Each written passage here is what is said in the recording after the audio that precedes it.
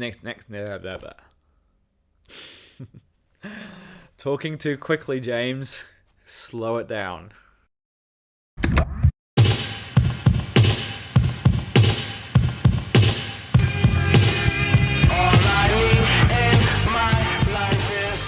Good evening, good afternoon, good morning, wherever you are. Welcome back. Here we are. It's almost a bit of a return to, I guess, scheduled programming. I haven't done a Vinyl Finds update since sort of, I guess, December last year. So we're getting into the end of March now, so I'm sort of 3 months behind in terms of doing that. No particular reason. I just felt like I wanted to listen to the records a lot more before I could talk about them properly. But I've sort of got 3 months of records, and I was going to do one really big video, and I thought I'm going to split them into genres, because I noticed that my last 3 Flying Nun videos got nowhere near as many views as I normally get. So you all suck for that. That's a joke. I just thought people, if I split them into genres, you can watch more of what you want and not what you want. So that could be more exciting or more boring, I suppose. I don't know. Anyway, yeah. So starting from January, one of my New Year's resolutions in terms of record buying was only go for the cream of the crop, only go for the things you want. I have kept that much more than I would have previously, but there's a couple of things I've sneaked in there. So I'm going to hit you with some big ones up front that I managed to get hold of this year that I didn't think I'd be able to. That's just through connections and people I know, and a lot of good luck, I suppose. The first one, it is a true grail in that I'd wanted it for a very long time. And this is Dr. Tree, which it makes me smile just to see this and to hold this in my hand. I'd only ever seen this in real life once before, and that was in a museum or an exhibition on New Zealand music. So this is an absolutely fantastic jazz funk fusion record, pressed in New Zealand. I'm trying to find the year. Should have done a bit more research. Jesus. I want to say, 1976. Yeah, I mean, if that artwork doesn't sell you, I'm not sure what would. This is one of those albums that is absolutely crying out for a reissue. Really tight, really funky, really groovy. This thing can be sampled left, right, and center. It probably has been. But yeah, it does feature a lot of big New Zealand jazz people here. Kim Patterson, Murray McNabb, who I've talked about previously, and Frank Gibson Jr. These guys can really play. Really tight playing. It's so cool to have this. Luckily, someone I know offered it to me at a really good price, and I couldn't leave it behind. All sleeves are generally in pretty crap condition because it's printed in thin New Zealand paper. But the record is really fantastic. I've given it a clean, and I've got no complaints at all. So that was a big one. So that's how I started the year. The next two are sort of classed as big Australian jazz records. Well, they are. This is the Judy Bailey Quartet Colours. It is an Australian jazz record, but Judy Bailey was actually born here in New Zealand, and she grew up here till she was 25. And then she moved to Sydney, where she recorded this record here. Something that, again, I never thought I would own for a reasonable price. Absolutely wonderful jazz record. I want to say fusion, but that's not really right. It's a lot more laid back. Again, some really nice grooves and some really nice drum breaks in this thing. And a friend, Andrew, got a copy for me that he found really cheap. So, yeah, it's one of those things where if you look at the Discogs prices, it goes for a fair whack of money. It's probably not worth the amount it goes for. But, if you can find it for under, $50, $60, it's probably well worth that. I really like this. There's a lot going on and a lot of layers in this music. Super cool. This is the Judy Bailey record to get, I would say. As far as, actually, I don't know. I'm completely talking rubbish. I've been told this is the one to get, so that's what I'm telling you guys. There you go. Okay, the next one. This is something I probably wouldn't, again, never think I would find. Even more so, the Doctor Tree, I'd heard people picking up copies here and there. So, that was maybe a lot less. There's a difference between very, very, very, very hard to find and next to impossible to find. And I'd say in New Zealand, this would fit in the next to impossible to find. This was a record that Fred brought to the VC's attention many years ago, and absolutely rightly deserved. This was not cheap, but I decided I was only going to get things I really wanted, and I made a deal with a friend here, and I got this for a really good price, and it's absolutely worth the price tag. Really wonderful artwork there. Obviously, I lived just down the road from Carlton when I was living in Melbourne, so kind of has a cool little vibe here. I think that's on the corner of Elgin Street and Lygon Street. Could be incorrect. And a Melbourne tram there. So, listen to that first track. It's like this really massive chorus, and it really, really uplifting sound, and goes into this really groovy, funky drum break. It's absolutely fantastic. And then we sort of go into a more introspective and spiritual track on Kunadu, the story of an Aboriginal woman that got sort of betrayed. There's a lot of spoken word over the top of it. It's really beautiful. But this is a 5-star record.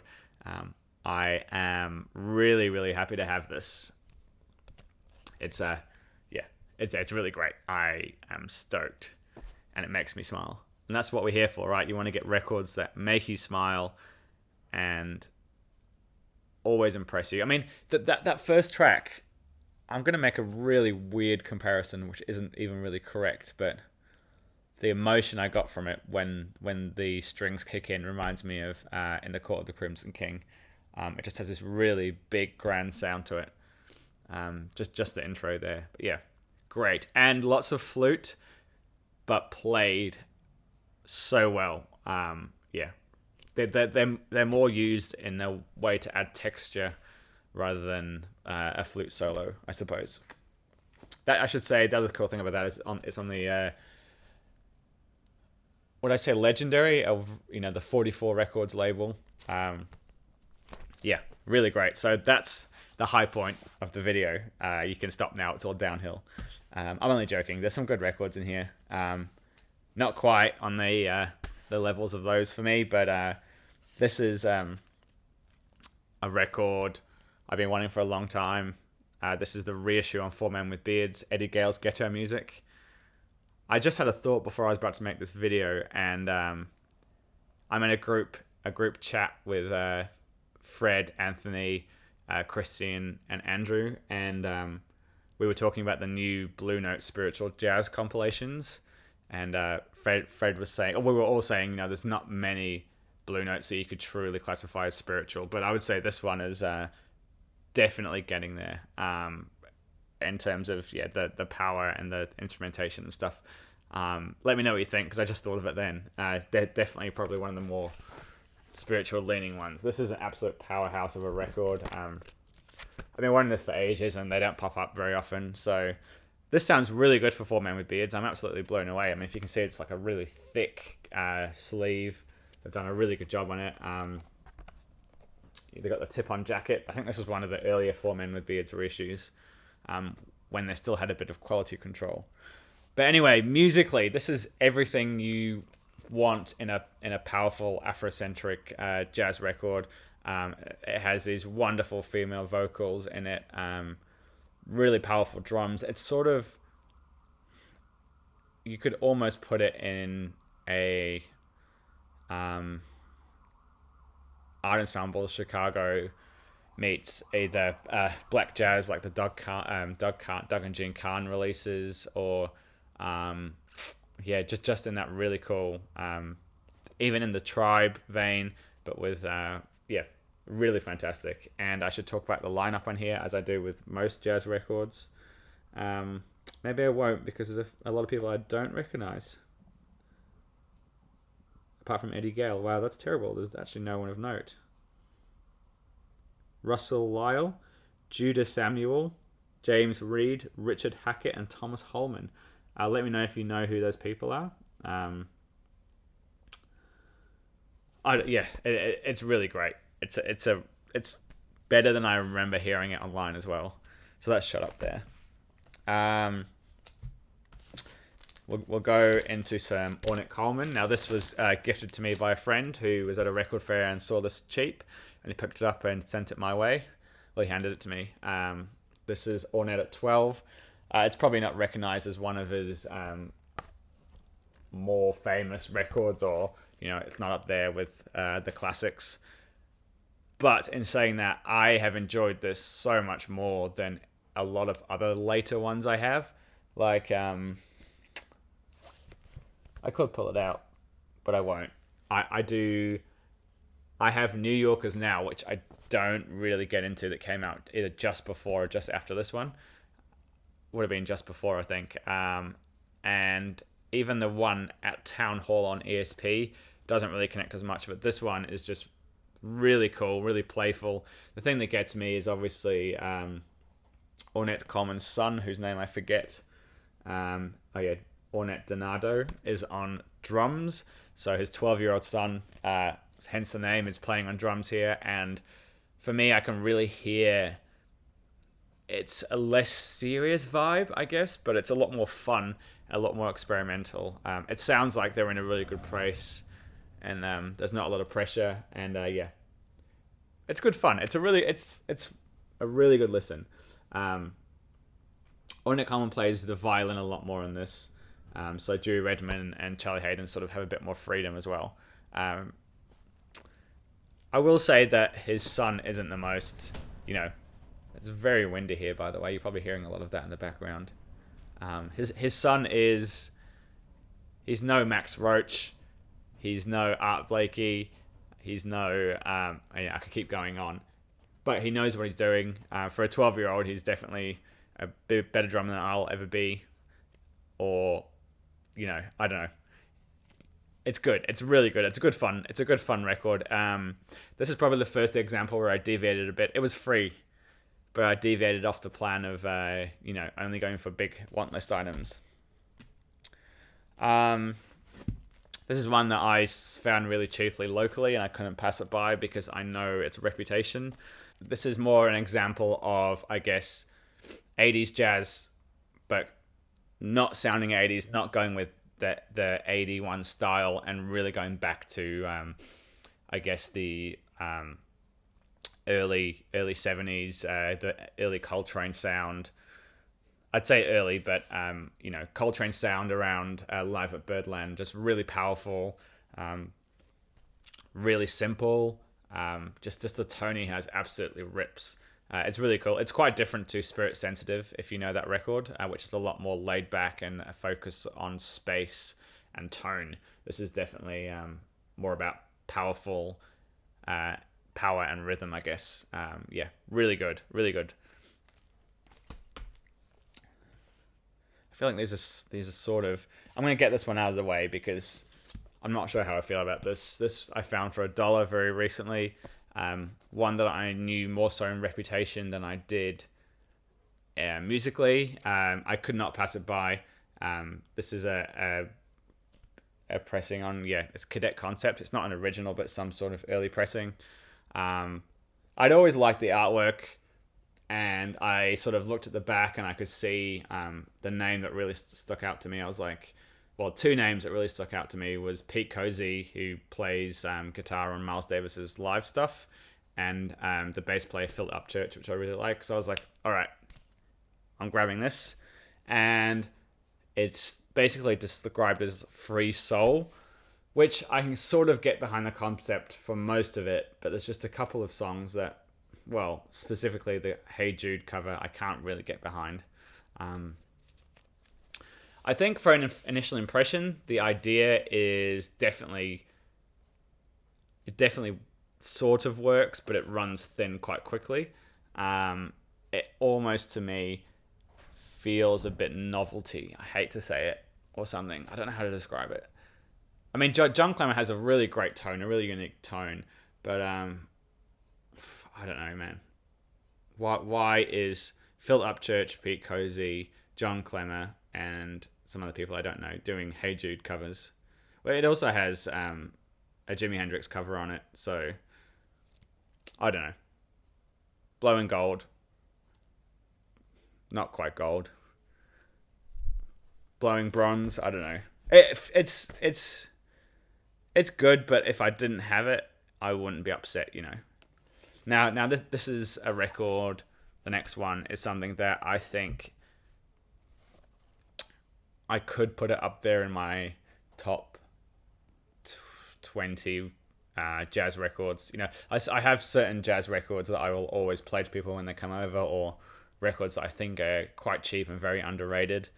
And I picked this up about a month ago, and it's just been all over my ears, all in my ears, all over my stereo. I just cannot get enough of this record. A one that you would pass by, but I rate pretty highly. The Straight Horn of Steve Lacy. If the name and cover isn't off-putting enough, it's very interesting. But the lineup, to give you more of an idea, is Steve Lacy, Charles Davis, John Orr, and the legendary Roy Haynes. I love it. I love it. Just the stuff Steve Lacy is doing, the way he's looping in and out and backwards, and of course he does a couple of Cecil Taylor renditions on here, and a Thelonious Monk. I think there's one Thelonious Monk ones. Crisscross, that'll be him. He does Donna Lee. Okay, and Air by Cecil Taylor and Louise by Cecil Taylor. I'm not quite familiar with the Louise one. This is just, super tight, super punchy. I'm still trying to understand what I like so much about Steve Lacy, but I've been on a really fascinated, interesting kicker on him. Reading a lot about him and just that really absorbing stuff. I think he's very underrated. Super cool. This is really good. This is really good. I would hardly say it was a grail, but it's one of those ones that, if you buy every grail of every record, there's going to be no surprises, right? So that was a great surprise. So you kind of do have to have the balance, I suppose, which I guess is my learning curve as this video has gone on. You have to find the balance to get the best record collection. And that brings us to the end. That was fun. I really enjoyed that. That was cool to talk about some jazz records. Stay tuned for a couple more themed ones. I want to thank you all for my recent boost for some reason in subscribers. I seem to have got a new one every day for a month, which is really cool. I'm not sure why that's happened, but that's really cool. So hello to everybody who is recently subscribed. Welcome to the channel. There's 5 years of videos for you to watch. I don't know what that would be in hours, but I imagine way too long. You could probably watch me for 24 hours solid if you wanted to. I'm going to do a video soon. I just got back from a experimental noise festival for 4 days. So I picked up some records there and had some really good experiences. Tough going. But I'll wrap it up. We're getting up to 20 minutes. So let me know what you thought to those records. Let me know if you think I am deaf and those are terrible. Let me know if you think that John Klemmer is a masterpiece and I just can't hear anything. Let me know if you think that Ornette at 12 is terrible, or the Eddie Gale record sounds crap because it's on 4-Man with Beards. I don't know. I want to get more better. Jesus Christ. I want to improve at replying to comments because I often see them all and they get distracted or busy, and that doesn't happen as much as I want them to, which isn't really an excuse because all you got to do is jump on and reply. I'll end it here, I promise. All right. Cheers.